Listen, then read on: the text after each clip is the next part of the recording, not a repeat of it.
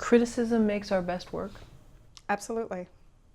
Listen, I believe in kind criticism, so I don't believe in cruelty for the sake of cruelty, but I don't believe that we learn much from compliments. I think they can certainly boost our ego and make us feel good, but the learning happens from criticism, or the learning happens from where we can improve, what we can do better. That's how we grow. While, flattery and compliments feel great, we're not going to walk out a better writer tomorrow because of what we learned from the compliment. We're going to perhaps be more self-assured in what we did originally well, which is great, and I'm not discounting that. But criticism is what teaches us and challenges us to become our best. What was the internal dialogue that you had when you decided that screenwriting, for you, sitting down, writing a script, maybe wasn't what you wanted to do, but you wanted to coach people, you wanted to bring out their best?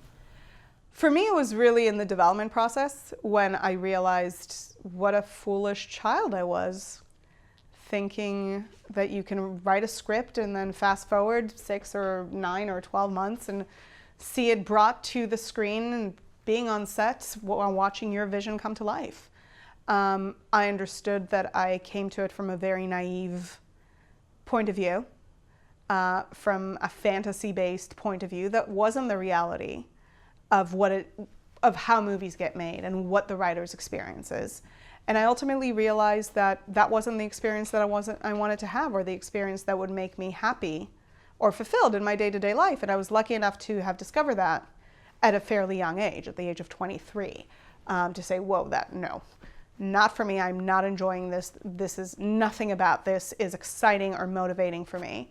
That said, I always loved story and I always loved writers. So from there I went to development and really realized my heart was with the writer. The writers were my people, more so than the directors that I never really got, or the actors that I dated but never really got. So my heart was with the writers, and so I wanted to foster talent. I wanted to support writers. And it's funny because today, if I watch a tennis game and somebody wins, the person wins and goes out and jumps up and down, they're so excited. The person I identify with is not the tennis player. The person I identify with is the coach that you get like 1 second of, who's just so proud and feels so rewarded for what their player had done. And for me, that's the most fulfilling experience. Being able to help others and being in a position where somebody comes to me and says, I need help. I think that's a highly privileged position, to be asked to provide help in an area in which I can help. Have you seen people that have the notion, whether it's to be a great pianist or to be a great writer, but in terms of the day-to-day actions that they're going to undergo, it's actually not what they're suited for? Oh, absolutely. And what are those, what is that temperament, and what is it? Just, it's being alone, it's being self-driven, task-oriented? It's not just that. I know a lot of writers, and these I'll put in quotation marks, who talk about writing all the time, who talk about what they want to write and how much they want to be a writer and how much they want to be in a room and how much, but never make time for the writing itself.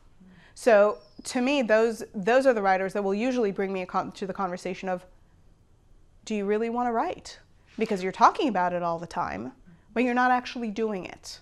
And if you are a writer who is not writing, then what are you in terms of this career? You have to have the discipline, you have to have the desire, you have to have the drive, and you have to be willing to make the sacrifices that most writers do that it takes in order to become a writer. And that means waking up in the morning early if you have a day job,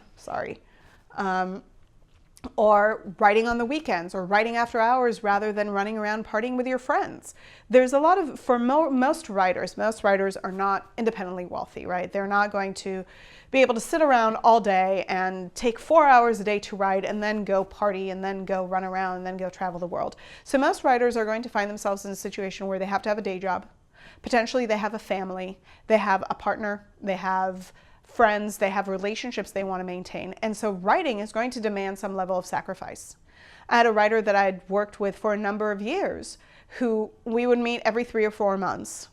And every 3 or 4 months she would sit down and tell me the list of excuses for why she didn't write the previous 3 or 4 months.